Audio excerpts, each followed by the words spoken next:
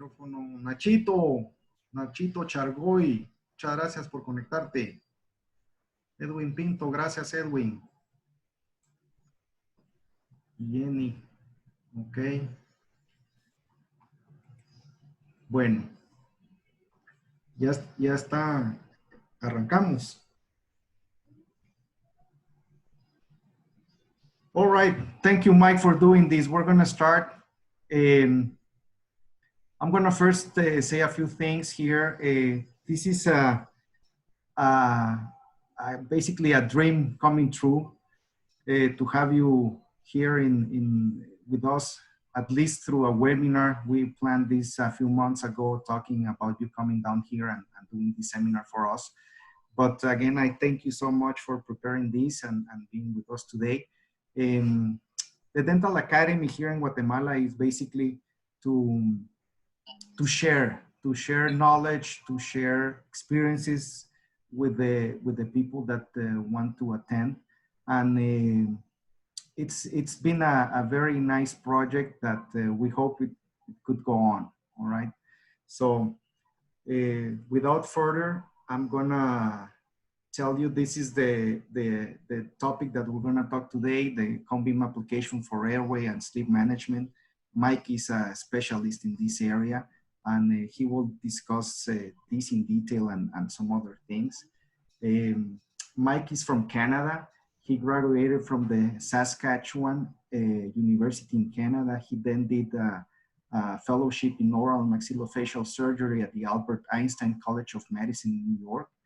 His practice focuses on CAD/CAM and 3D CBTC for implants, TMJ, restorative and sleep dentistry. He provides oral surgery and IV sedation in his Calgary practice. He's now the president of the Alberta Dental Society of Anesthesia. He published a recent paper on the workflows of sleep apnea and airway, and this is published in Oral Health. He's a trainer for Dentsply Sirona. He's a key opinion leader and a beta tester for Dentsply Sirona also. And most important, he's my very good friend. So other things that I want to talk to everybody that is listening right now is basically our next coming meeting for the APS. The APS is the American Prosthodontic Society. This meeting is gonna be in Chicago, the February 25th and 26th of 2021.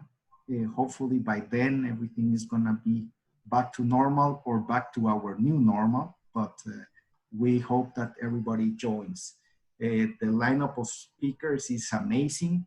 We're gonna have Dr. Martins da Rosa from Brazil. We're gonna have Dr. Panos Papsaridakos. We're gonna have Dr. Gert Mullen, Marion Bruja, Ricardo Mitrani, Ronald Young, Joseph Kent, Irina Saylor, Dennis Tarnow, and Ed McLaren. So it's gonna be an awesome meeting for everybody to attend. All right, Mike, I'm gonna stop sharing my screen and I'll allow you to share yours. Okay, sounds good.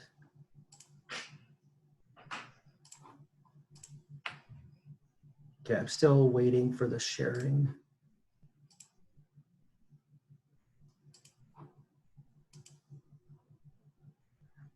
It still says I'm disabled from sharing at this point. Sergio. All right, let me see. I think you might have to add me as a co-host. Right now. Sergio. No le puede dar el screen. No puede, tengo que darle co-host.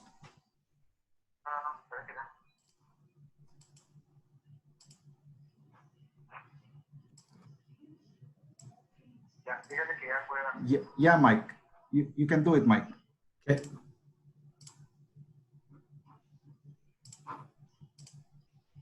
All right.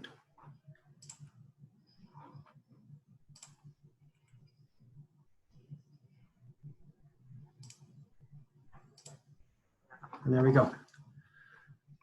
Let's wait for that to load. Okay, welcome everybody. Excited to be here. Thank you very much for the introduction, Mario. It's good to see you. I wish we could be doing this in person, but of course we'll do that soon. The lecture today, we're going to be talking about, it's going to touch on cone beam. It's going to touch on digital imaging. It's going to touch on a lot of the technology that I'm using at my office. We don't have a ton of time, so I'm going to try to cram in a lot of stuff for you guys. And I'll give you some areas where you're going to be able to contact me and follow me, and we'll be giving updates on different things. And you have questions, you'll have my email, and you'll be able to get a hold of me for any more details or research or anything else that you need to help you with this stuff. Again, thank you for hosting this, my special friend. He already provided us that information. Now here's if you want to screen capture this or take a picture of this, here's my contact. If you follow me on the Instagram here, that will give you the links to my podcasts, other things that we're posting on YouTube as we're progressing. And the website here will give you an idea of upcoming lectures, upcoming webinars. And then of course, there's my email, and anything else that you need, you guys can shoot me emails anytime, and I'll get back to you as fast as I can with answers to your questions. Some of the technology I'm talking about today is not currently available in Latin America, but part of the reason for us putting this on today is for me to start developing an interest so that we can get the products to you. Maybe it's going to be a group buy. I want to try to put pressure on the manufacturers and the bigger companies to give you guys access to some of this technology. So just a couple quick pictures. This is my clinic, downtown Calgary. I'm on what's called a Plus 15, which is a pathway that connects the downtown. It's currently a dead zone as we are still closed. That area is still closed as it's supposed to reopen next week. This is the waiting area. We've got a media screen at the front.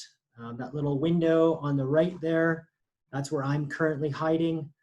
We've got, in the hallway, we've made a little presentation area so people can see us milling crowns and doing the CEREC and the oven and the glazing. This is my main operatory. I have a modified GoPro camera so that we can do live streaming cases. We can film videos of doing implant placements. We've got a marketing screen at the bottom. Now we have the Prime Scan. This picture was taken when we had the Omnicam, but it's a nice dense place around a Teneo unit. Everything's built in. So that's kind of where I live, is in that room. And, there's definitely enough screens in there. So I could even just live there and watch TV. That's pretty much all it's been right now, is a Netflix room. This is my other main room next to it. Again, we've got the screen up in the ceiling for the patients, and it's a nice little room too. Imaging center, we have the Orthofos SL 11x10 unit. We have a little X-ray head there as well, and then we have our imaging computer where we can upload and download things to the labs or merging the files together. I also have a sleep apnea room where we will present patients' cases about their treatment. We'll be able to show them on, for example, like on this screen, we'll be able to show them their diagnosis, what's happening, what our plan is. And we also do that's a little mini lab in there too, where we do a lot of our 3D printing. So let's talk quickly about CBCT in practice. Again, we have the SL 11x10. What I like about that product is you can adjust the field of view. You've got 3 sizes, a 5x5, an 8x8, and 11x10. And we can also adjust that dose into a low dose mode, a standard dose mode, or a HD, which is a high definition. And so we would use the HD for a lot of metals. SD is pretty much when we're wanting to just get a regular cone beam. And I would say to you that we primarily use the low dose mode. And what we do is, instead of doing a pan, the low dose mode is basically the same radiation dosage as a regular pan. So we're able to take a 3D low dose for the same as a pan. So that's our go-to. We can bill it as a pan if we want. We can We can, however we want to bill it for the patients and to look after the economics for our patients, but I liked having that extra information. Plus we're keeping the radiation dose down. Now the next thing we can do is we can say, okay, there's an area that we're concerned about, and we can go up into an SD mode, let's say, and we can take a 5x5 of that area to get the increased resolution of, let's say, an implant placement spot, or let's say we're looking at a palatal root for an endo tooth that is failing. We can take a look at that in more detail. So CBCT for me is excellent for lots of things. We can screen the entire mouth. We can look at the previous root canals. We look at sinuses. We can look at the airway. We can look at wisdom teeth alignment, position of the nerve. It's just for everything I do, it's sort of that hub in my office. So let's talk a little bit about, for example, where we're using it. And this is just an example of a cross-section of the views for CBCT for implants. And, much better than just a straight pan, I can really see, what the width of my bone is, where my sinus is. I can see previous implants this patient had. This was a new patient that came in, and they came in, chief concern is they want to get an implant in this site. So actually in this case came in not that long ago. Right now we're not doing a lot, but we at least are prepared when we are reopened that this patient will get an implant there. Here's another view of a different patient. So when we take that information, we can then merge files together, and we can actually have an overlay of the patient's teeth. And I'll show you guys that a little bit more in a moment. But so this is actually a digital impression merged onto the cone beam with our implant planned, with the nerve mapped out. And then we're looking at the different sections on the screen so that we can see, okay, are we happy with that implant position? Is that implant position in the middle of the crown? Is that implant position going to be amenable to a screw retain restoration? Is that going to avoid the nerve? Are we going to be a good alignment to the axial walls of the adjacent teeth? And so we're able to accomplish all of that very quickly, which wasn't possible before.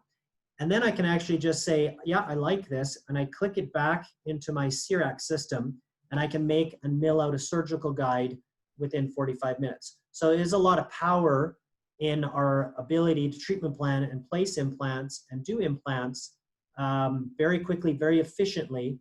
But I'll show you in a few minutes how we can integrate our patient in this and make our treatment planning become also our case presentation, which for me has been one of the biggest things, big add-on into my clinic. And also one of the things that I'm teaching a lot about is the concept of a digital case presentation. Now, CBCT can also be used for root canals, and we know that it can be used in the diagnostic sense. But I also show you just a quick example how you can actually use the CBCT to map out the nerves, to map out your pathway, and to map out the position where you're going to be doing the root canal. So as you can imagine, if you could do this before you start a case, how much benefit you will have to say, this is a case that I want to treat, or this is a case I want to refer. And how much powerful is that when you send that to your endodontist and say, this is what I've got mapped out for you, and you can send them that information for them to see that. It's pretty powerful help for them as well. And again, in that collaborative sense, forms some good relationships that way. Now, from this software, you can actually make a surgical guide that would give you this drill path. So you can actually make a guide that will give you a small hole that will allow you to drill to this point to start your opening into that. So like an implant guide, but for endo. It does get a little bit complicated if you're trying to do a surgical guide for endo for 3 separate canals, because you imagine you're going to mill out 3 separate guides. It's typically not being used in that manner. What it's being used for is 2 things. One is cases like this with a challenging entry point, minimizing damage to a crown. The second one is on lower incisors. Oftentimes the proper path for endo is through the buccal of lower incisors in order to prevent damage to coronal structure. So when you go from the lingual, you're often taking away a lot more supportive structure for your tooth to access it. And the nerve on those lower incisors and even on some of the uppers is more positioned that if you did a buccal access, you're going to have way better success in not having to crown that tooth potentially, but also in preserving tooth structure. Now, the best way to do that is if you have a guide for that, you can make a tiny hole and get right to that nerve opening. So there is a lot of power in this. And again, this is a whole lecture on its own, but I just wanted to give you guys an idea of what is available. Now, people have asked me, what about the economics of CBCT? Does it pay for itself? Is it worth that? And I would argue that it really is the hub and the most important thing that I have in my office. This unit has the option of a pan mode. We just don't use it because the low dose mode gives us a pan and gives us more of the information. The only time we'll take sometimes a pan is if we have a pathology where we want to see a 2D pan of that pathology and add that to a consult that we're sending off to a surgeon. That's about the only case where we're using the pan mode. We can use an SD or HD mode for close-up areas and for more detail. Billing-wise, you can either bill, if you're trying to keep costs down, you can bill for a pan, or you can bill for the 3D depending on your regulations, what your billing rules are and that. But there's you have a lot of play there to get more information for your dentistry as opposed to worrying so much on the billing side. And what I mean by that is if I can find out that there's 5 failing root canals on a patient by taking a CBCT, whereas they didn't want to get a CBCT because it's not covered by their insurance, or there's some scenario on a financial side, isn't it more powerful to do some of these things maybe on a pro bono scenario to have that information to power your dentistry and your treatment planning, as opposed to getting stopped before you even get to being able to diagnose these things? So those are things that you have to think about as you integrate this into practice. And I'm going to show you an amazing way that we implement a no charge and a workflow that we use where we don't charge for the CBCT in a couple seconds here. And again, what I like about the CBCT is with the low dose, we can meet the ALARA principles, which is minimizing the radiation dose to our patients. So now let's talk about the digital implant case presentation. So what is that? This is a format for a live treatment planning for patient acceptance. I have a video on my YouTube, so if you do go to my Instagram and you click on the YouTube, there is a video that shows this being done on a patient.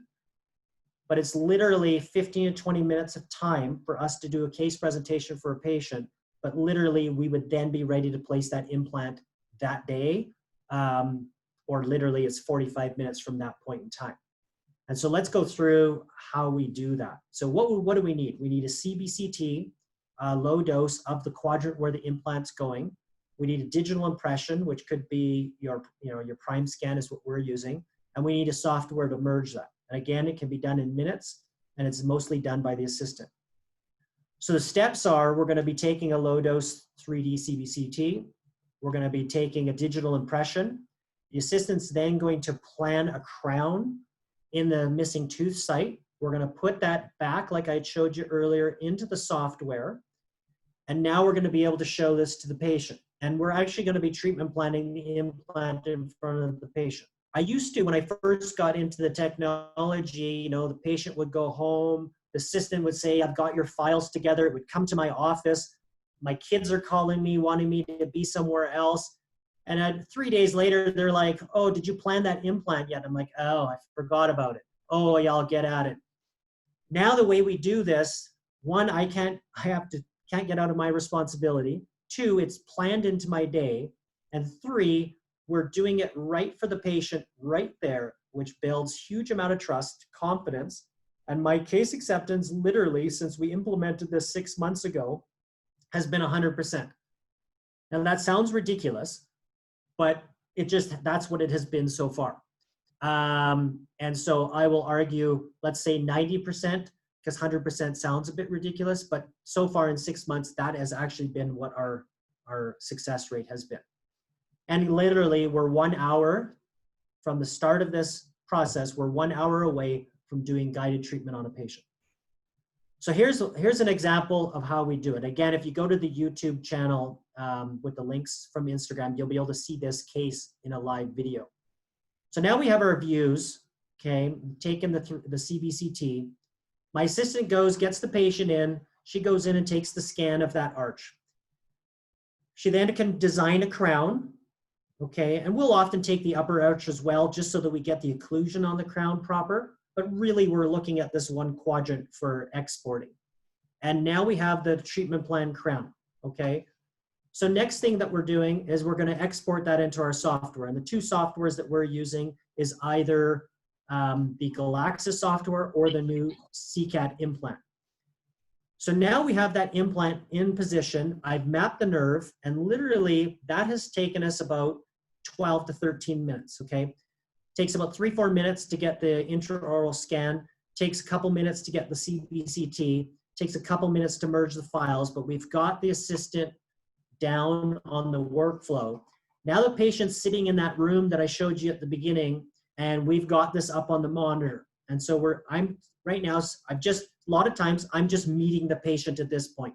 Haven't even looked in their mouth yet. And I say, they come in, hey Jane, how you doing? I hear you need an implant. She goes, yeah, I'm missing a tooth. The root canal failed, fell apart, broken tooth. Okay, well, let's take a look and see if this is possible. And so I automatically just start looking at my 3D. She's sitting there looking at the scan. We're looking at it together. And I'm looking through and I'm going, yeah, look, you have enough bone. And, oh, hang on, let's map your nerve. I'll do that. Takes me about 12 seconds to map the nerve. I'm like, there you go, there's your nerve. What do you mean my nerve? Well, that's your inferior alveolar nerve. If we hit that nerve, we're gonna cause numbness. So we don't wanna hit that nerve, and we have a safety margin that we wanna keep from that nerve. Minimal, we like 4 millimeters, 2 millimeters is minimal. That patient is hearing me telling them all these details. They are hearing our expertise. They are hearing that we're planning this to avoid numbness. We're planning to avoid their tooth. We're planning everything around looking after them and our knowledge of where we're putting this implant. If I do this in another room or another day, we are missing the whole point of educating our patients on the technology and why they should come and see us and not continue on. A lot of these people are coming to me in their journey of implant consults through 5 offices. 1, often they're looking for the cheapest price, and 2, they're looking for comfort. Somebody's not gonna hurt them and somebody knows what they're doing. Our price is not the cheapest by far. We're competitive, but we are not by any ways, lower. We're on the upper end of average, okay? Price never really comes into play in these consults because we're talking about our expertise, okay? Why does a patient now wanna go down the street for another consult? Because they're thinking, well, does this person have this? Can this person do this? Can they map the nerve? Are they going to actually look out for me the way this dentist is looking out for me? And that is the power of this approach. Do this in front of your patient. And here's the example of us showing the patient and doing the guided discovery, co-discovery as it were, on this. Now the patient says to me, okay, what's our next step here? What are we doing next? And I say, well, or they say, when can we do this? And I say, well, it takes me 45 minutes to mill the guide. So basically anytime after 45 minutes. And that's powerful. Now I can actually look in their mouth, take a look at their teeth, take a look at adjacent teeth, do some more details, talk about that. But without making a patient feel uncomfortable or anything at all, we've actually presented their implant case. It's a pretty powerful system.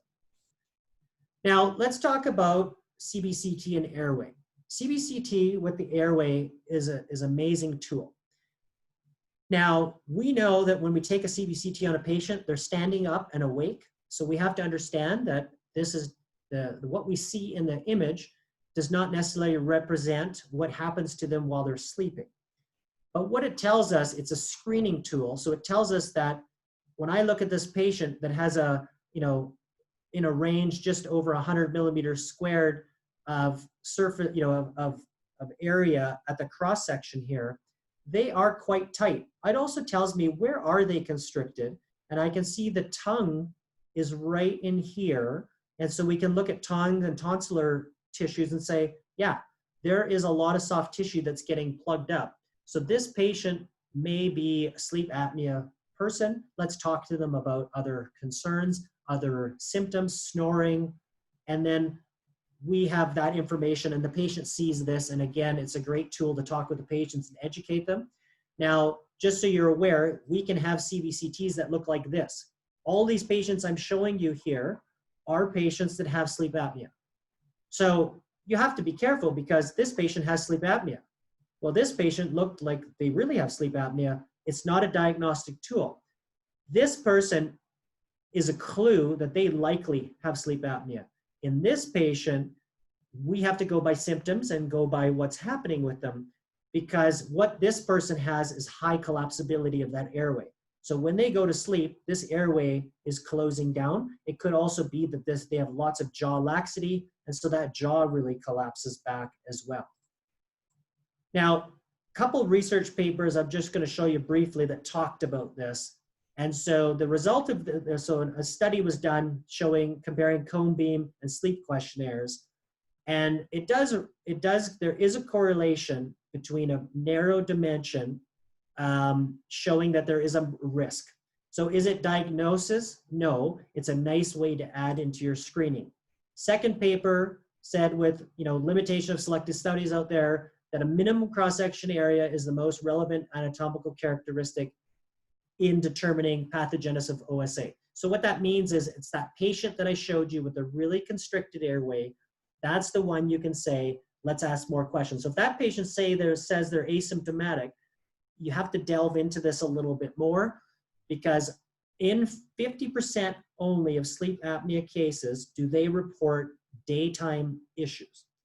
So sleep apnea is a really underdiagnosed problem, but understand that if you only ask the questions, do you nap during the day? Are you sleepy during the day? Will you doze off when you're driving? You're only really catching 50% of people that have sleep apnea. So you really have to look at it a little bit more in depth, and we'll talk about that. And what we're doing is screening patients, talking to patients, and we're trying to get them into a sleep study. That's really all we're trying to do.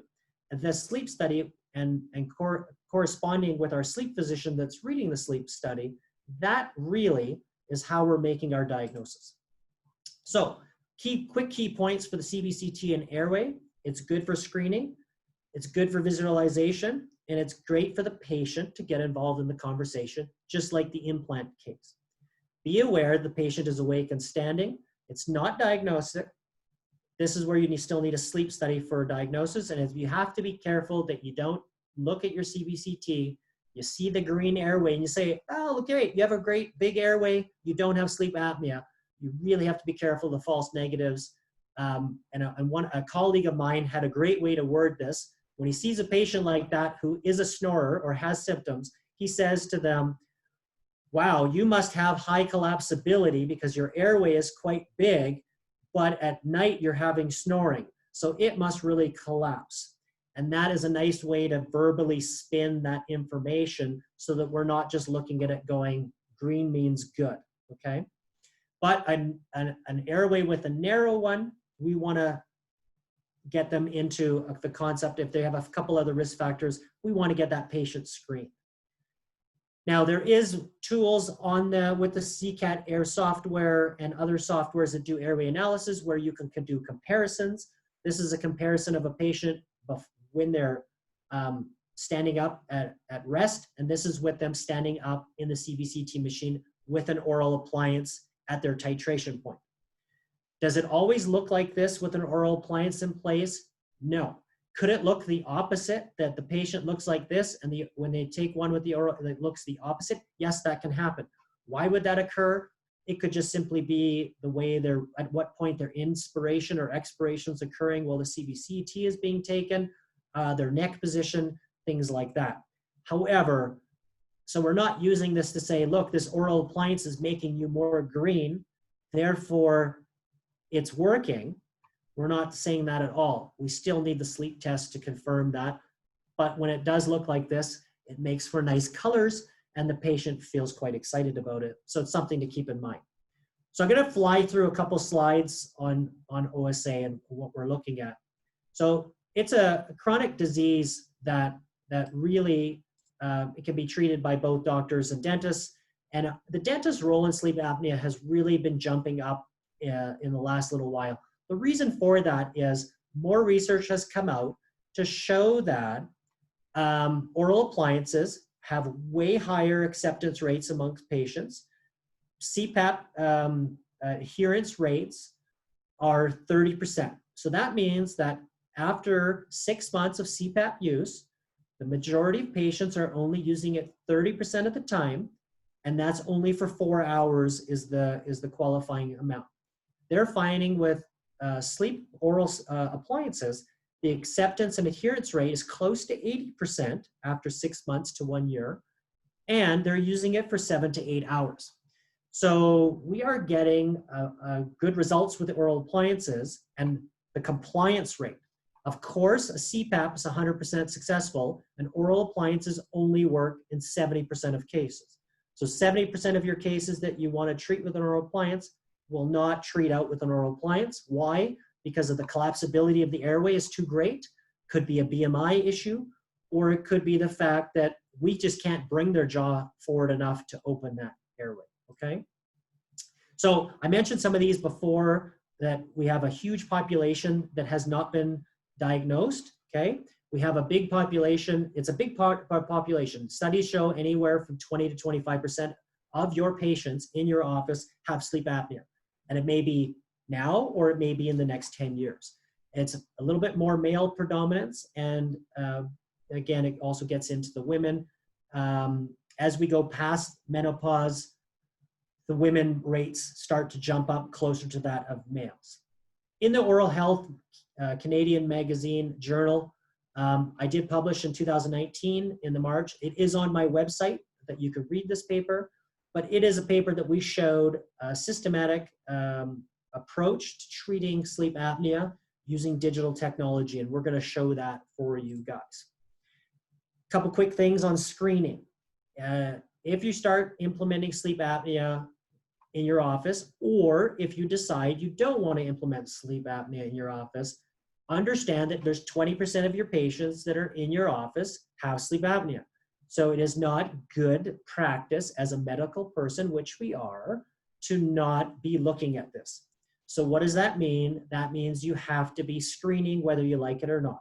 What are you screening for? You're looking at the high BMI patients. You're looking at the males over 50, women over 60. You're looking at patients that are complaining of being treated for high blood pressure. You're looking for snoring. And believe it or not, there's a correlation of around 40 to 60%, depending on the literature, that bruxism is correlated with sleep apnea. And so a lot of your patients that you're treating with a sleep or an oral appliance for clenching grinding, like a flat plane or an anatomic lower appliance, 50% of these patients are likely actually have sleep apnea. So if you treated them for the sleep apnea, you would also treat them for the bruxism. So we can't ignore that. If a patient's a male over 50 with, maybe protruded jaw, thick neck, it says they're clenching grinding, you really should be talking about a sleep test before you make them that oral appliance. And if you're not doing it in your office, that's where you're referring it out. I think it's great that you can understand sleep. And again, when we do a course like this in Guatemala, we're going to be doing a full day course with more details on diagnosis, more details on screening, more details on hands-on treating your patients. And we will have these information again on my website and that. But when you start treating your patients like this, your patients are realizing that you're much more comprehensive than somebody else. When you're doing your digital implant case presentations for your patients, they're realizing that you're a step beyond another dentist, and they realize that you are taking that time to invest in technology. You're taking that time to make things safer, faster, and better for your patient. So quickly overall, what are we looking for? BMI over 35, snoring, high blood pressure, the men for sure, or the postmenopausal women. A lot of our male patients that have sleep apnea, where do we find out about it? We find out about our women patients. Women patients are better patients, okay? Sorry to say that, but women patients tend to be more worried about their health, tend to be more put health as more important, and they tend to be more regular. Studies have shown they tend to be more regular going to their medical office, and they're more regular going to their dental office. So you have to have your hygienist have these conversations with the women about their husbands that are snoring, because those women will get their husbands in that are snoring for your treatment. So that'll get those patients in for their dental care, but also get them in for those issues. So when they're asking questions of the, oh, like, so do you ever have your snore, do you ever find snoring, or, have you ever been tested for sleep apnea? And the woman says, no, but my husband sure snores. Well, here's what we can do. These are some of the things that we're doing. These are some things, the things that we're doing at our office. And again, it is a practice builder that way. So it's a full team involvement. You got to get your hygienists, your assistants, everybody on board, and everybody understanding where that is going, okay? Some of the common symptoms that we're looking for: snoring. Excessive daytime sleepiness is a great one. Falling asleep at the wheel, falling asleep when they just lie down and watch TV, dozing off between patients when they're working too hard like Mario. It's those things, okay? Choking while they're sleeping, waking with a dry mouth, waking with a sore throat, excessive need for napping, we mentioned. The other thing is, like, when you have a patient that says, I get up, how many times do you get up at night? Well, I get up to go pee. I only get up to go pee. It's not that they have to go pee. It's they're getting up because they wake up, because they're waking up often because of sleep interruption, which could be an apneic or hypopneic episode, and then they're realizing, hey, let's go to the bathroom. So nighttime nocturia is also considered a symptom of sleep apnea. What are the things that sleep apnea causes? Okay, it decreases lifespan. That has been shown in the Wisconsin cohort study. Increased risk of cardiovascular disease, cognitive issues. There's a huge amount of research going on at the University of Calgary about the relationship between sleep apnea and Parkinson's, relationship of sleep apnea and other diseases such as Alzheimer's. Alzheimer's has a big component of hereditary factors, but they're trying to weed out those factors and look at how sleep apnea plays a role. Does it, research obviously has to prove things on a measurable basis, but it doesn't take a rocket scientist to say, if I have sleep apnea and I'm starving my brain of oxygen through the night, or I'm snoring, so I'm having trouble moving oxygen, that's probably not good for my brain cells at some point. And obviously, as we get older and our growth hormone levels are dropping and are not as present, that makes also sense to say that our healing capacity decreases as we get older. So these are important factors for our patients as we move forward in life to help them with an improved lifespan and health. But even maybe it's your family members, your parents that you want to be checking out, because you want them to have their brain function as long as possible. So good things to think about. Quickly, what do we look like? We can go through for an hour about the dental exam, but let's just go through a couple quick points.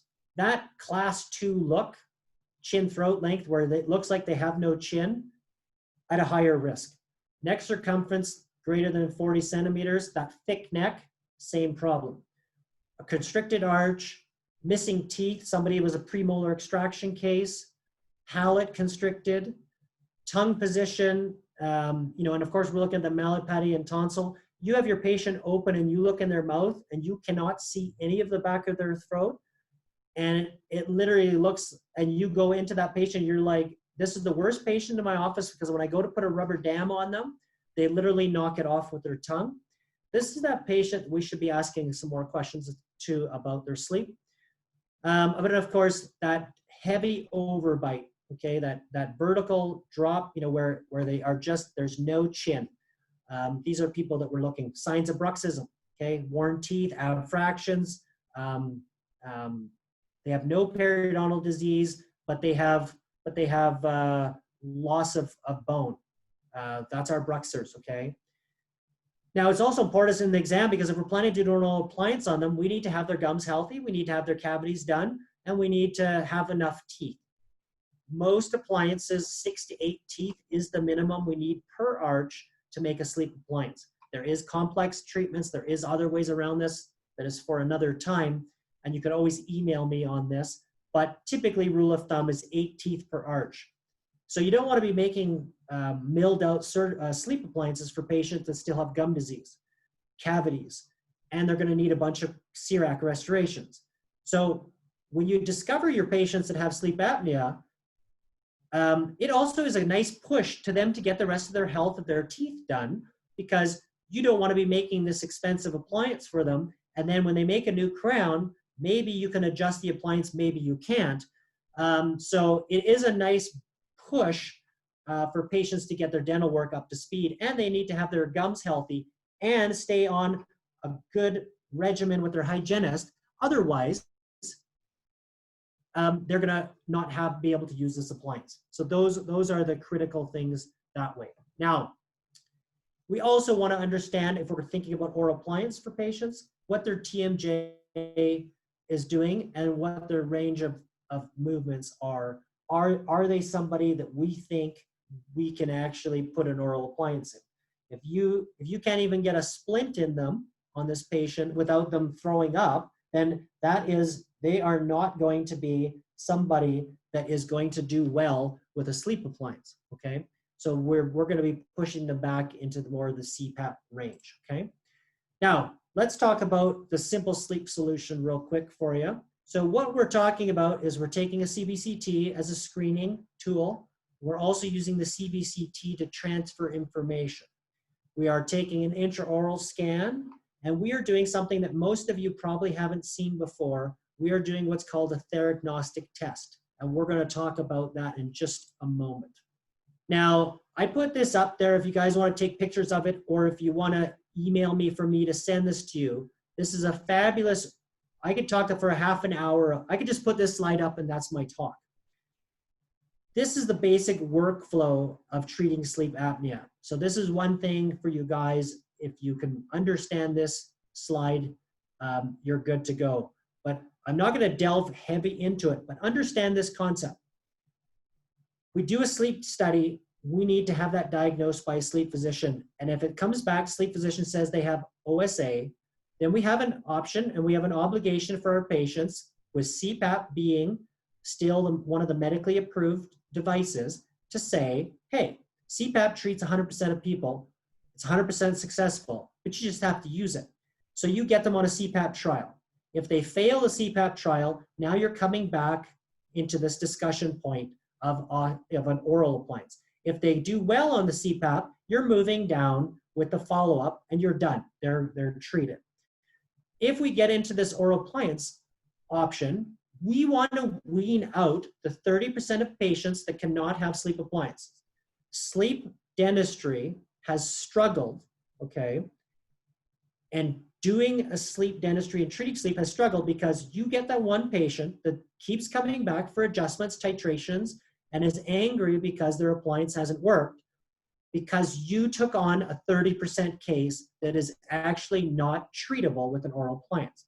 So this test that we're going to show you in a moment is about finding who's a responder and who's not a responder. So we can take the non-responders and push them back onto the sleep physician, okay? So we find out that they are a responder. Now we're getting into the consult. And we are looking at them. Do they have enough teeth? Do they want to go ahead with it? There is side effect risks on 5% of cases. So we talk to them about that. They're like, I still want to go back to the CPAP. We can push them back to the CPAP. We're not sure. We can make them a temporary device to see if they're going to be tolerant. Otherwise, we're on to the digital records and we're on to doing the titration and getting this patient treated. There's other things we look at for corrective pathway, which is surgical interventions, orthodontics, weight loss, sleep hygiene, things like that. Those are things we're always thinking about with our patient, but may or may not be in our primary or may be involved in our primary, okay? And again, we'll get more on that. So this is our sleep solution platform that we're dealing with. We have the diagnosis, which is from our sleep study. We have the theragnostic study, which is going to test to find out if they are a responder or not. We have our treatment planning, which is getting the scans of the patient. And then we have getting the patient into their appliance. And it's keeping this routine very simple our staff understanding it, so that we are able to perform this treatment in our office without it being, oh my God, this patient's coming back for us to turn that screw again, okay? So there are 4 types of sleep study. I'm not going to go huge into them. The level 1 is an overnight. The level 2 is an overnight. So the level 1 is the overnight with an attended person. So there's a person in a lab hooking you up to all the wires. There is an overnight solution where they do it in your house. So the person comes in and hooks you up at home. So you have all the benefits of a level 1, but it's done at your own home. It's just there's not a lot of people that are offering that. In Canada, there's a company called Cerebra Health. There is a level 3, which is the take home. So it works great. It's the workhorse. You can get patients. You can send it out of your dental office if you're allowed in your jurisdictions. And then there's a level 4. Level 4 is often used for pediatrics, okay? We're mainly looking at oxygen saturation levels. So again, we could spend a half an hour to an hour just on talking about our measurements and reading sleep studies. But I just want to understand, if I can just have everybody understand that there's an apnea and a hypopneas that occur. You either stop breathing or you partially stop breathing. And the machine is measuring that. And if you have 5 of those episodes, less than 5 of those episodes, you're in that normal range. If you have less than 5 episodes, but you have symptoms, then you still have to treat those symptoms.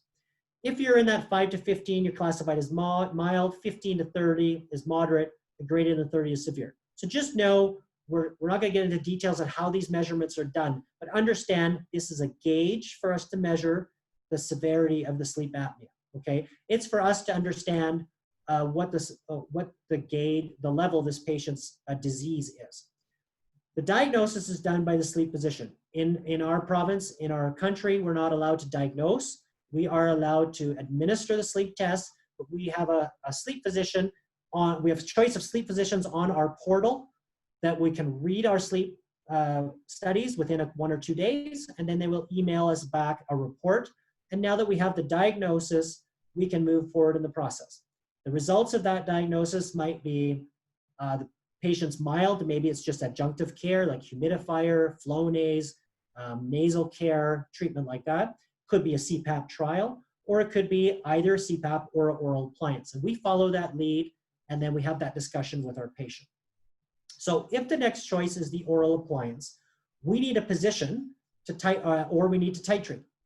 So we're going to show you how we can use a computerized technology to find that position.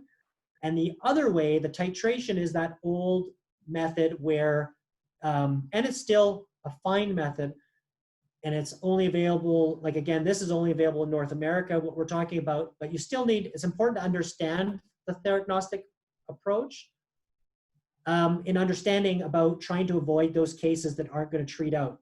When you are in the titration, it's important to have, so if you're doing the usual, you put them at 60% and titrate them to 70% and go off symptoms. And then if the patient says they feel better, at about 2 to 3 months, you run a one-night sleep test on them to see if it's working, okay? You're a little bit rolling the dice, but all you have to do is have proper consent from your patient that say, understand that 3 out of 10 patients will not be treated by an oral appliance. Patient says, I understand, I want to take that chance, I hate the CPAP, I don't want the CPAP. Now you're both on the same page, okay? Now, what a theragnostic is this is a motor that's attached to our level 3 take-home sleep test. It is relined with a bite registration material like Blue Moose. So it's basically a George gauge with an upper Blue Moose tray, a lower Blue Moose tray that are connected.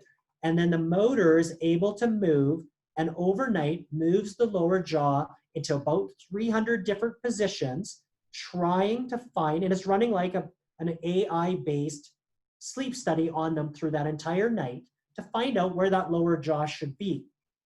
It then, on the second night, when the patient goes back to sleep, hooks themselves up, puts this in their mouth, within the first 15 minutes, it'll go to that spot, and then it will allow them to run, it'll then run a sleep test on them at their titrated position and find out what is the success rate at that point. if it finds that that point is quite far forward, like over 80%, it will actually run a third night. And the third night, it'll try to drop the patient back into the 70 range and see what the sleep test result is. So now we are weaning out the 30% of people that are not going to be able to be treated with an oral appliance. And so now we're dealing with the 70%. Now we're able to have a proper discussion with the patient to say, look, you are a good candidate. It says you're a responder. This is the spot where you need to be. And I will tell you from my experience that often that position is way less protrusive than we thought.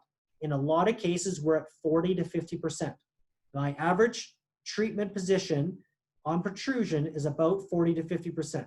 I have 30 to 40 AHI, like cases with AHIs of 30 to 40 that have been treated with 10% protrusion. And you wonder, how is that even possible? Well, it is because we're holding and stabilizing their jaw and not allowing their jaw to retrude, okay? So they are not collapsing back at night, and that's what was causing their sleep apnea. So just stabilization. But if we're treating everybody at 70%, we're putting a lot of people way too far forward, which incurs more side effects and more issues with the TMJ, okay? So here's a picture of the matrix. This is the kit. So you have a tablet-based system that prompts the patient forward, and all this stuff, all the parts connect to that base. What is a theranostic? Again, we talked about it. It determines the effective target and whether or not they will be able to be treated. Starts at the patient's habitual bite. It monitors the nasal flow, oxygen, heart rate, respiratory effort, body position, and snoring. Snoring is based on vibration in the nasal cannula. It adjusts the mandibular position in these small little stops during the night, and then it's using machine learning and AI to review the data to decide if that person's a responder or not. So here's an example of it. It is registering these events of apnea hypopneas, and it is moving that patient's jaw, trying to find where that should be. This scale is showing the protrusion, so it's starting at their habitual bite and is slowly moving that forward. The result of the study comes in, it looks like this. The target, this is where they were, this is their max protrusion, this is where their target is. They are a responder, and their target position is 3.2 millimeters ahead and 54.8%. So I can lock them into that position, capture that position, send it to the lab, and have a sleep appliance made, and I can safely say that that will treat 80 to 90% of my cases without any titration. And some cases there might be still small titration forward. But I am getting myself to 80 to 90% treated and to my position and my target instantly. So what is the benefit of that? Saves patient time, saves chair time, saves stress, saves titrating, saves playing with the screw, and it saves guesswork, okay? So it is just the right way to do this. At visit 2, we're gonna be taking the scan. We'll have look at this patient's scan before. We're gonna use this scan because in this workflow, you don't need CBCT to make appliances, but the OptiSleep appliance, you basically are inserting, you take their bite, you have their theranostic position, you take a scan of their teeth, you import, there's their prime scan, you import their prime scan into the CBCT, okay? So there we have them, and right now they are in that matrix. So that matrix said 50%, that has them in that 50% position. It has the rendering of their teeth, and all I do there is click send, and it sends it to CCAT in Austria, and they make the appliance. The appliance comes back set at that position. The appliance can be titrated 4 millimeters back and 5 millimeters forward, even from that center point, with the different bands, and I'll show you a picture of it. There's the OptiSleep there, so very, very nice appliance. And there's the bands, and those bands are, depending on the number, will position that lower jaw in its position. So an extremely nice workflow, an extremely nice product. This appliance, because it is milled, 2 years out still looks pretty new because it just does not build up that gunk and stain like a hand-laid acrylic appliance will. There are other appliances. This one's kind of like a Somnomed. This is a Panthera, which is a vinyl one, which is good for grinders. This is a Prosomnus, another milled appliance. So these are all appliances that have different applications. And again, it's for another conversation, but you can get, as long as you know your target position and you have your bite registration, you can, if you just have that information, you can take regular polyvinyls, you can take a digital scan, you can take a scan of them in that bite position. You could do all of these things without all the technology I'm talking about, but it's really nice to have this technology to be able to predict that position, okay? So if you don't have a CBCT, you could still take the digital scans, and what we do is we transfer the bite to this. Because in that matrix bite, you can't get a buccal bite, okay? So you take a traditional George gauge, let's say we found on the matrix bite, they're at 3 millimeters from end to end, then I can put them in this at that 3 millimeters, have them close gently into the bite stick, and I capture this with the polyvinyl. Now I can capture the buccal bite on them. Now I can actually get their upper and lower to show up in my digital scanner. With the OptiSleep, the CBCT is doing that for us. And so we don't need the buccal bite with the OptiSleep. So let's show a couple cases, okay? We're doing pretty good for time. So let's go through a couple cases to show this workflow. So this patient came in, a little bit on the bigger side of the neck, but not bad. BMI, not too bad. They're over age 50. They were previously diagnosed with OSA, so I'll show you that scan. They had tonsils removed because they were hoping when the patient was younger that would help with their snoring. They found it did help, made a difference, but again, they tried the CPAP, and he was finding that he was ripping that off at night. Is the AHI super high? No, puts them in that moderate range, okay? Some implants, no crowns or root canals. He's got a bridge replacing the 2-1, tonsils removed. Mallampati was class 2. This might be a little hard to see. This just shows the original sleep study that was done by the medical doctor showing that AHI of 17. We did the matrix test on this patient, and I think I've got a close-up of that test coming, and I'll show you the close-up of it. And then this is what his airway looked like. So fairly constricted, and it was mostly in the position of the tongue area.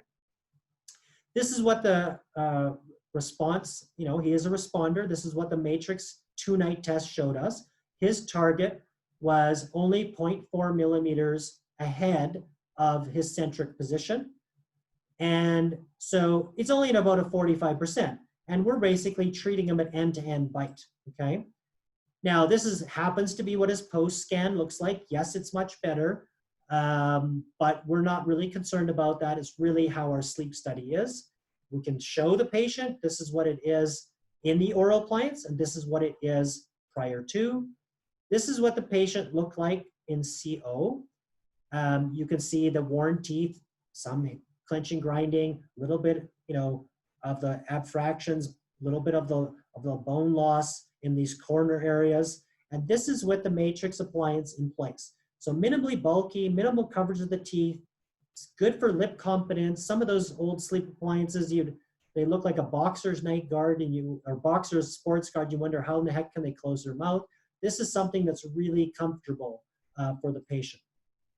Now, what we saw them next, we saw them at 1 month. Patient complains about the length it takes the time to get back to normal in the morning. He says his bite doesn't seem right in the morning. So we showed them some exercises and massages for the jaw muscles, and we actually gave them some bite tabs. And the bite tabs are basically little cutout pieces of like your temporary night guard material or sports guard material. We just cut out squares, and we have them bite on these tabs in the morning for about 30 seconds, 3 sets, and that helps to reset their jaw as well. At the 2nd month, he still complains about the jaw a little bit, but he says it is getting better and it is getting more manageable. Still has feelings of, well, he's having feelings of better rest like he had at the 1 month, and, he's feeling a bit better during the day. Patient is brought up for the follow-up, and a study device is given. We send him home for another 1 night. The result of that 1 night is this: AHI is now down to 5.7. So we started at 18. We like to get it below 10, and we'd like to get it at least half of the original. So if we started at 12, I'd like to see it down around 4 to be success. Being that he started close to 20, we we would classify this as a success. We see his oxygen levels are better, and his heart rate, it did go up a little bit, but we're not seeing as many spikes in his heart rate, okay? Now at that point, because he was treated successfully, because we didn't want to push more on his TMJ, we have still held him at that position. We still have the ability, if we wanted to titrate him a little more forward, we could. We might be able to even get that AHI down lower. Now, our next patient is a younger patient, a 38-year-old female. So this is a clencher grinder, previous ortho. She has an anterior open bite. She did have a thyroid surgery. She is taking thyroxine.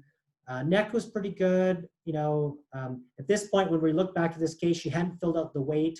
But she's in that normal BMI, but her AHI came back at 11. But she was having a lot of symptoms: poor sleep, waking up with a heart racing, getting up to go to the bathroom a lot, and just uncomfortable.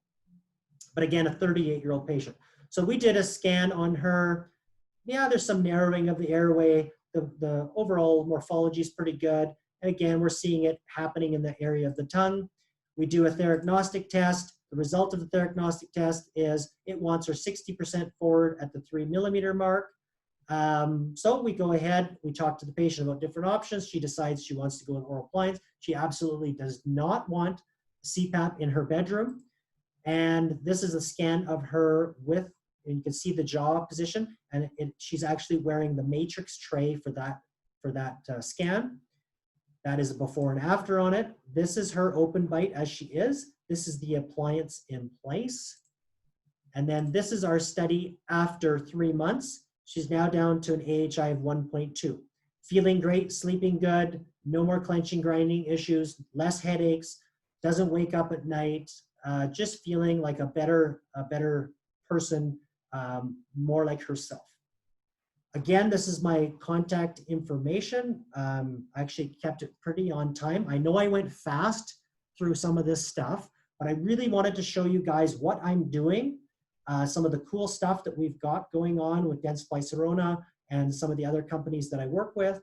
And again, this is my contact information here. I'm happy to take questions, and feel free to send me any other questions, or if you want more information, please do that. And if you guys are interested in this matrix technology, the more email as I get here, I'm going to pass those emails right on to the people at Zephyr Medical that makes the matrix system, because I really want a demand, because I want to start getting this product into other places that do, because it's FDA and Canadian approved, but I want to start getting it into countries that will follow or approve it on the basis of the FDA approval, and do something to get you guys this technology. Thank you very much, Mario, again. And it was a lot of fun having you guys to be able to do this for you guys. Thank you so much. Thank you, Mike. Thank you. We really appreciate it. It was really eye-opening and really interesting, all the things that you presented with the workflow. Guys, I'm going to enable the mic to the ones that would like to ask questions. Sergio, me hace el micrófono. Mike, thanks for the lecture. Sure, it's not an easy topic to understand, less it's an easy topic to teach. So we appreciate your lecture very much. I have a couple of questions for you. Yeah. Very clinical questions. Number one, in terms of marketing of your patient population, there's some societies, some cities that they know more and better about sleep apnea, and there are some places that they have never heard of it. So you as a dentist, when you try to, get the message across in terms of you might have sleep apnea, they look at you like you're want to freak them out. Yeah. So in your particular city, what's the awareness in general of sleep apnea, and which advice could you give us if we are in a city that sleep apnea is not as heard of, to approach our patient without them having that feeling? Okay, that's number one. Yeah. The second one, it's much more easy question. How you compare? I don't want to know about your prices because they might not mean anything in my situation, on anybody's situation. I see Daniel Schitzer there. So you have people from all the way down to Chile to all the way down to California and Mexico. So if you compare a sleep apnea device price in your practice to an Emax crown in a molar with a CEREC. Yeah. Okay. So what's the percentage for us to do somehow a calculation? Thank you so much, Mike. Okay. So I'll ask you a quick question back. For what would a typical Emax crown cost for you? You want the absolute? Like what do you bill a patient for the Emax for? Well, that's the point. It could be different prices in different towns. Yeah. So for us, a typical crown in Calgary, Alberta, ranges from $1,100 to $1,500 for a crown. Okay. Okay. For a sleep apnea appliance, we price it at $3,000. Okay, which includes the study, the theragnostic test, and the appliance. Okay. All right. A grinding appliance typically ranges from $600 to $1,000 in our area. And so we're looking at, with the extra time and things involved with the sleep, doing the theragnostic study, doing the following up tests, everything we do in that 6 months is included in that $3,000. So that's been the range that we're at. It is a medical procedure under our codes here. So it's covered under their extended benefits for patients sometimes, but we don't deal with that. We basically give them three things. We give them the letter from the sleep physician, we give them the study, and we give them an invoice. Okay, those are the three things we give them. If they say, well, I only want to get this done if it's covered, then I say, here you go.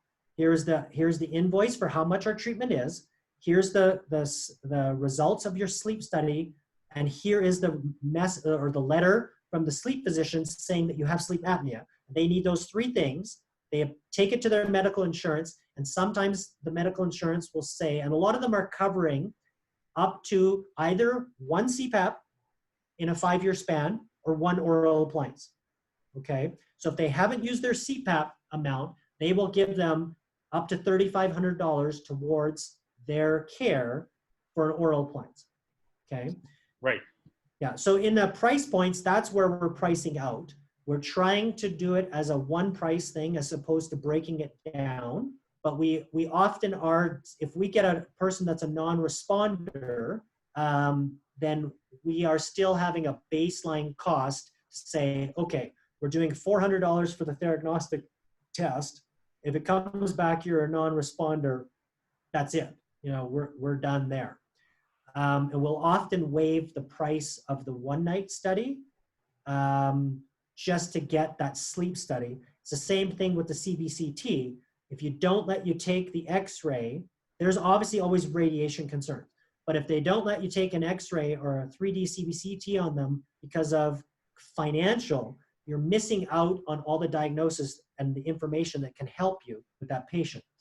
So you have to take that into account, okay? Now, from the sleep thing, it's the same thing. If I don't get these patients getting sleep tests done, then I'm at a standstill. So there is concepts to get people to get sleep testing done, because that is your bridge to moving them forward to health. And so you want to make that as minimally cost prohibitive as you can, okay? Now, on your first question, you will be surprised to know that while sleep apnea is becoming more and more prevalent, the dentists are well aware of it here, okay? And the educational level of the dentists in North America about sleep apnea is rising greatly, but it's still a very small percentage of dentists that look for it, screen for it, or treat it.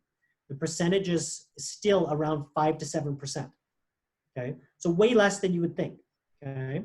Secondly, is that it is still a 90% undiagnosed problem, and the awareness level of sleep apnea is still ridiculously low in all over the world. So you're not alone on that front. The benefit that we have here is that we have more medical clinics that are advertising about it. We have more CPAP clinics that are advertising about it, and it has been getting into the media more, okay? So I was on the news for it when we delivered the first, at this clinic, we delivered the first OptiSleep appliance in North America. And when we did that delivery, we had the Dentsply Sirona brought in the news companies, and they had a film crew here, and we did this whole thing, interview the patient and everything like that. And it was on the news. And so we've had media coverage. So if there are things that you can do on your website, on your social media, on a TV at the front of your clinic that starts showing people the images that are walking by your clinic or people that are at your clinic about this, they'll start asking questions. What you will find, there will be a preponderance of patients that will know nothing about sleep apnea, but will have some of those symptoms. And so they will be like snoring. Oh, okay, what is this about? Oh, I clench and grind. What is this about? And they say, I saw that on your TV. So I think a TV in your room that's streaming some of this media stuff. And if you want some, email me if you want some slides, like I've put together like Canva, like photoshopped images of of different animals, that aren't rested, and like marketing slides. I can send those to you. If you email me, I can send you some of those slides that you can use and get an idea of what you could tweak off of for your own presentations. So it's talking to your patients, it's talking to your staff, it's getting your staff understanding, it's moving forward into that. I think it's also talking to like radio stations or getting interviews of about what you're doing. So if you can get out into the public a little bit too, it's helpful. Then it comes back to, I think, the medical community, relationships with sleep physicians, about them talking to their patients about oral appliances as an option. And so I think it will steamroll from there. But over time, there's even television shows, like there is the latest Jumanji movie. The guy was on a CPAP. Danny DeVito was on a CPAP in the movie. It is becoming more, it is appearing more often that people are understanding what a CPAP is, what sleep apnea is. Sleep apnea term only came out in 1978. So it's really, first research was in the early 80s, okay? So we're talking a young science, and we're talking a young thing that needs to be brought out. I hope that answers your question a little bit. It answers perfectly, both of them. Thank you so much, Mike. We'll be in touch. Thanks so much. Thank you, Mike. Daniel, ¿tienes alguna pregunta? Hola. Yes. Hi, Michael. How are you? Hey, This is Daniel from Chile. Yeah, good to see you. I have two questions. The first one is, what do you think about the position of the patient when you take the 3D image? Do you take it vertical as a Cone Beam CT, or you prefer to take it horizontal, like a medical scan? I think I ask this because if you take it vertical, you won't have the soft tissue on the airway. But when the patient sleeps, you will have a different airway that if the patient is stand up. Yeah. Yeah. Yeah. So I will mention this. Couple key things to think about here is when you look at CBCT and you go down the rabbit hole of reading all the research on it, you end up back at a point where you realize that sleep apnea is a very complicated disease And what we're trying to do with the technology is taking the bulk of the patients, the average patient, and making a simplified workflow so that we can treat the majority of our patients, and we can be smart enough to understand the patients we don't want to treat. But sleep apnea, when you get into these sleep apnea meetings and things that I go to, gets extremely complicated because some of the stuff they're getting into is called phenotyping. And when they look at phenotyping, they're looking at patients' hereditary, patients' race, they're looking at patients' physical BMI, they're looking at their jawbone structure, they're looking at evolutionary factors, and they're looking at collapsibility. They're doing studies on where they're putting scopes down people's throat during sleep to watch the collapsibility of the airway. Well, and how they're putting them is they're sedating them, right? So you're putting them to sleep. Now, so what they're finding is the correlation, like there isn't that direct correlation to say, I see this on a CT, so therefore it's this. And it's because the phenotyping is way more complicated than that, because we have differential collapsibility of the airway. That tube collapses differently in different people, okay? And oftentimes, whether they're sitting up or leaning back for a CBCT, you're gonna get a very similar result. And if anything, I like what you said, because when they're standing up, you're gonna tend to see a result that is less closure. So the nice thing about that is if they're already showing closed in their standing up position, it really tells us there's a cue there to move forward. So yes, you want to be careful of it, but I don't think there's enough research that says cone beam, because they're awake, if you could do a sleep cone beam on them, great. Now, the problem is you start sending patients for medical CTs just to look at their airway when all the research says that it's not diagnostic. Now you're subjecting them to medical CT radiation. Yes, okay, yes, so that's really the issue. So I would say be happy with the stand-up ones. There are people doing, down this rabbit hole, there are people that are doing swimmer's nose pieces and having, during the scanning of the CBCT, having them exhaling versus that nose piece, okay, like as if you're doing a sinus test, because then it inflates and pushes the soft tissues, and you might get a more accurate one. But again, the research hasn't shown that that technique is good. I tried it on a couple of my staff members just to see, and nobody said, if we do this on patients, they're gonna walk out the door because it seems so silly. So yes, yes. Again, but I hope that kind of gives you an idea on that. Yeah, because also the low dose mode of dense place neuronal equipments are amazing, and that's a very good solution for the patient who has OSA. And the other thing that brings an alert on me was the protocol that you make, and taking like a low dose CBCT and make a Panorex image instead of a panoramic image, 2D. Yeah. But with the 11 per 10 window, you cannot see completely the TMG. Yeah. So Correct. So that's like a good thing and a bad thing, like a mixed, Yes, no, I think you raise a great point. Now, the thing is, we're looking at 20 microsieverts for a low dose CBCT, of course. and you're looking at 20 microsieverts for the pan.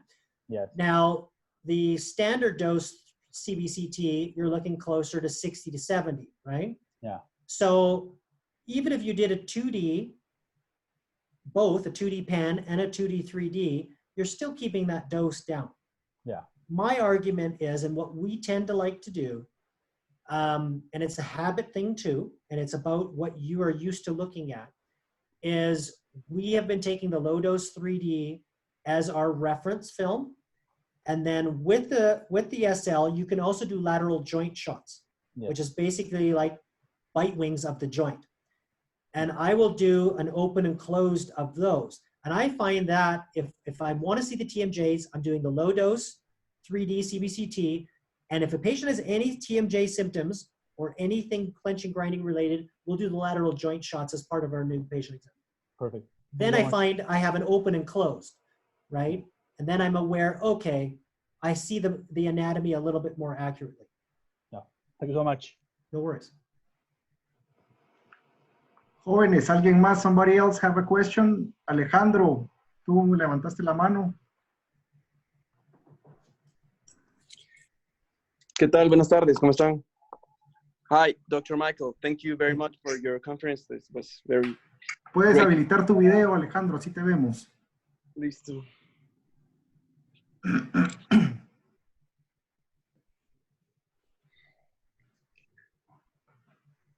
Hi. Hi, yeah, gotcha.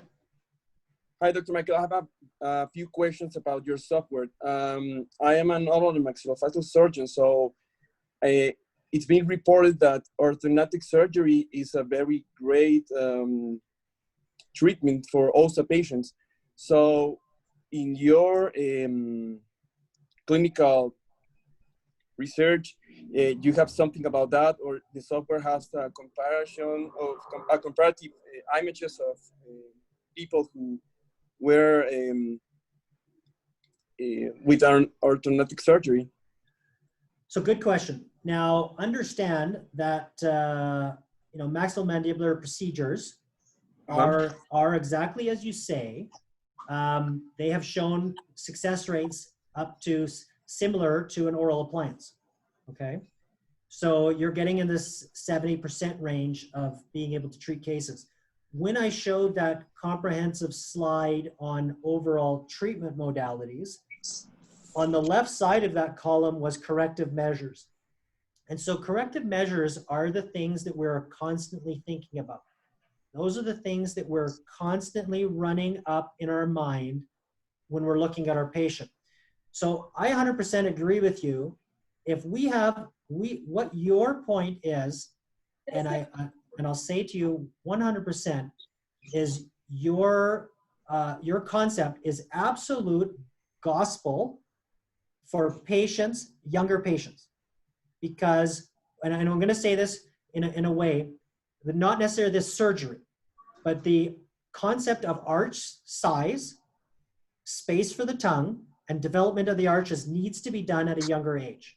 Okay, so the advocation with pedodontists and orthodontists that are dealing with pediatrics is to try to get these kids that are ADHD, they're acting out, they have snoring issues, runny nose, allergic shiners, all those factors, is we try to get them treated in treatment and diagnosed before the age of 7.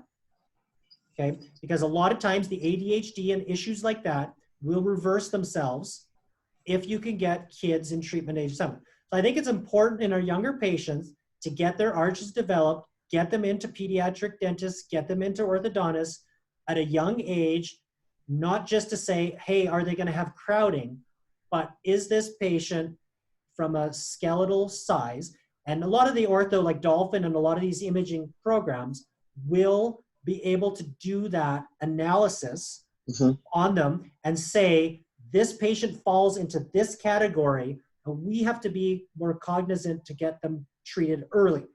Now, as we move into the teenage years, okay, it's the same concept. If we have patients that look like they are going to be nothing but trouble from a sleep perspective because of constricted arches, things like that, in that younger, 14 to 25, it's all about the ortho and expansion.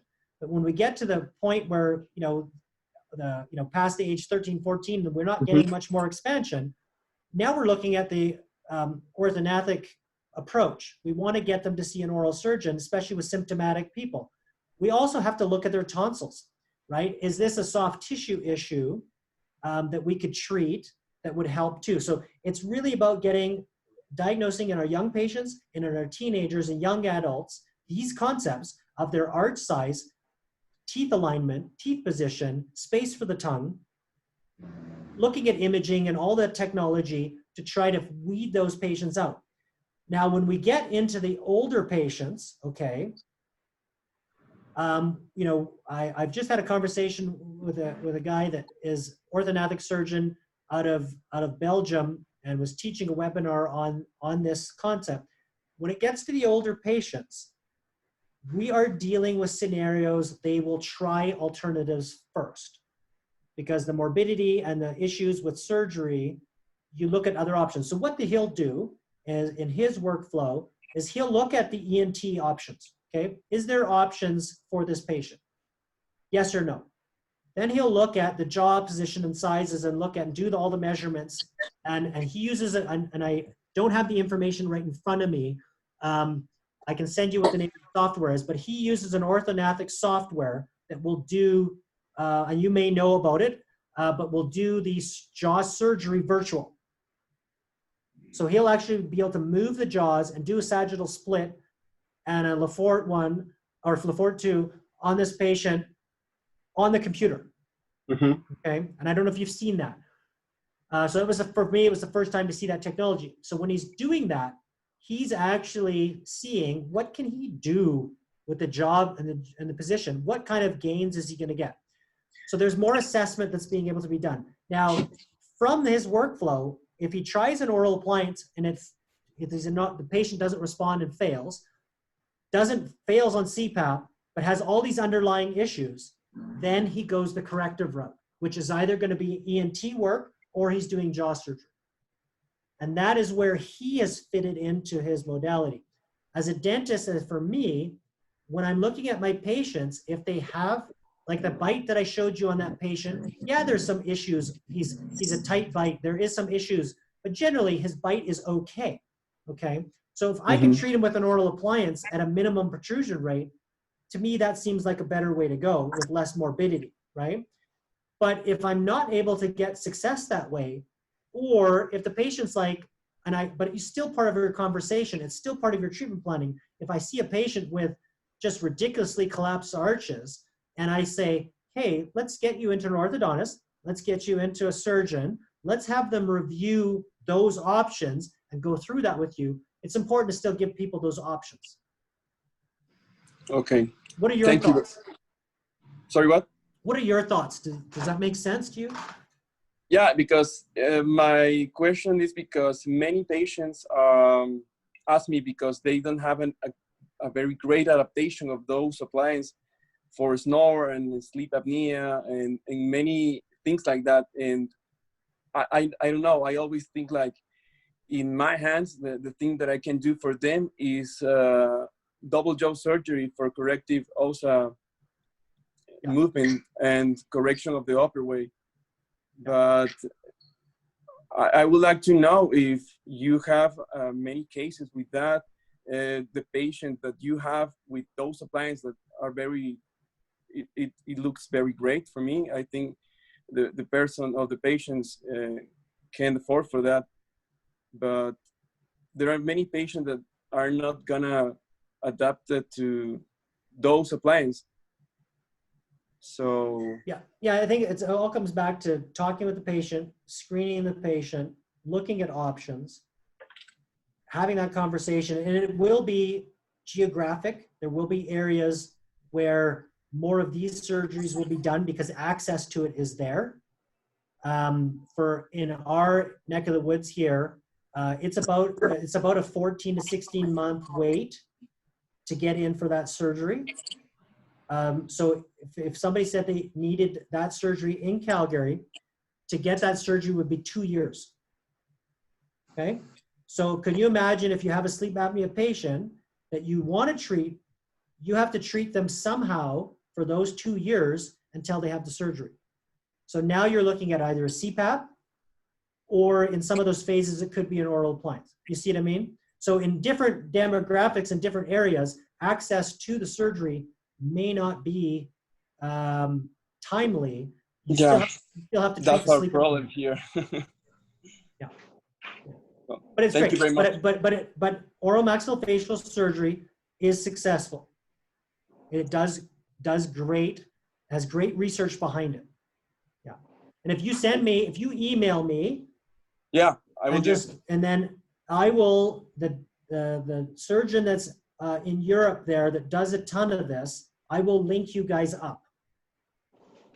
Thank you very much, Dr. Michael. Because yeah, he can help you with even way better answers than I can. Yeah. Thank you, Mike. Thank you. Anybody else have a question? No? Okay. Thank you all for joining. Mike, thanks again for doing this. It was great. It was great. Thanks for having me. Yeah, thanks, guys. All right. And we'll do this in person soon. Hopefully. Yeah, we'll organize it. All right. Thank you all for joining. It was a great time. Bye. Take care. Bye-bye.